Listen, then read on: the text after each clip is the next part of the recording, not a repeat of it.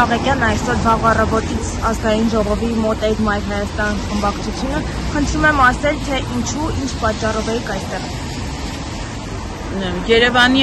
ավականին, ինչպես գիտեք, 24 թվականի մարտի 12-ի ավականու նիստում թանկացրել է ուղևարցը շուրջ 3 անգամ եւ անմիջապես Մայր Հայաստան խմբակցությունը ի սկզբանե դեմ լինելով ուղևարցի թանկացման, ընդհանրապես ցանկացած թանկացման բոյկոտել է եւ քաղաքացիներին կոչ է արել բոյկոտի։ Նաև Անդրանիկ Թևանյանը հանդես է եկել քաղաքացիական նախաձեռնությամբ, որի ընթացքում բավականին սեղմ ժամկետում անհրաժեշտ 8250 ստորագրության փոխարեն մենք հավաքել ենք 17000 ստորագրություն եւ ավականու նախագիծ ենք բերել 17000 քաղաքացու պահանջը ունեցող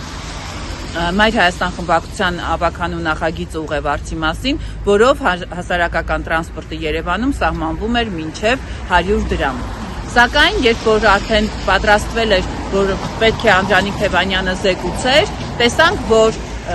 ՔՊԿ-ն իր կոալիցիոն գործընկերների հետ փախուստի դիմեց, պարզապես սարսափած չռած աչքերով, ինչպես ասում են, փախան նիստերի դահլիճից Երևանի ավականու, որովհետև չէին կարողանալու պատասխանել այն բոլոր հիմնավոր հարցերին, որոնք պատրաստվել էր տալ իրենց ուղղել Անդրանիկ Թևանյանը, իսկ դրանք այն հարցերն էին, թե 65 դրամ ինքնարժեք ունեցող ուղևարցը ինչ հաշվարկներով է դարձել 300 եւ մեր պայքարի արդյունքում դարձել է 150 եւ ինչու է մարդկանց դարձնում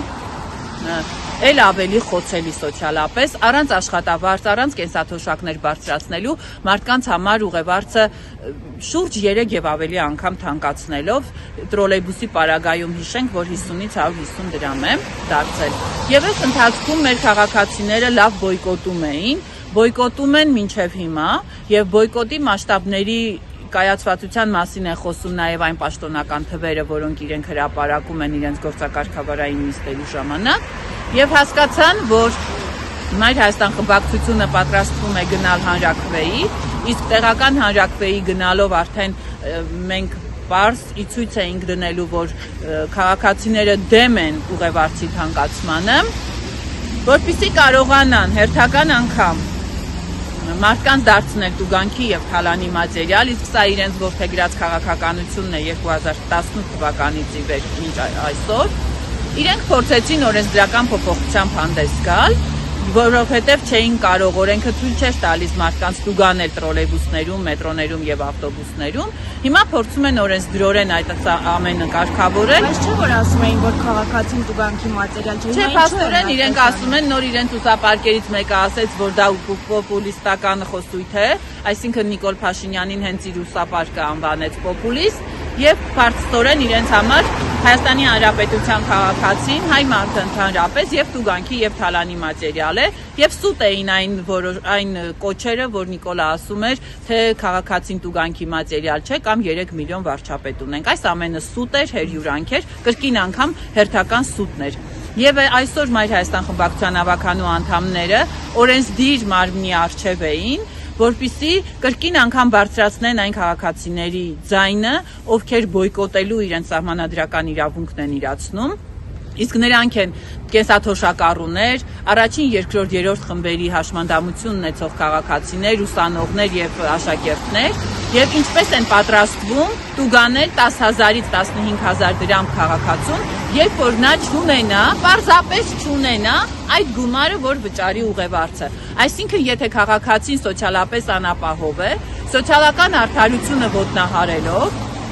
իրավական բոլոր հիմքերը մի կողմ դնելով, բերում են իբրև իրավական փաստաթուղթ ներկայացնելու ապօրինի ծագում ունեցող մի նախագիծ, որով մարդուն դարձնելու են տուգանքի մատերիալ։ Այսինքն 8 տարեկան աշակերտը, ով այդ օրը ենթադրենք մոռացել է եւ տնից գումար չի վերցրել կամ իր ընտանիքը սոցիալապես խոցելի է եւ գումար չունի, որ իր երեխան դպրոց հասնի, պետք է 10-ից 15000 դրամ տուգանեն։ Ես ուզում եմ հասկանալ տրամաբանությունը եւ այս օրենքի նախագիծը մտածողների եւ մշակողների ազգությունը պետք է նաեւ քննարկենք, թե սրանք ինչ իրավական հիմքեր են դրել այդ որոշման նախագծի հիմքում։ Օրենքի սպասենք մենք ընդհանրապես այսօր արդյոք կհաստատվի։ Դե բնականաբար ինչպես ցանկացած տուգանելու, թալանելու որոշում հաստատվելու է,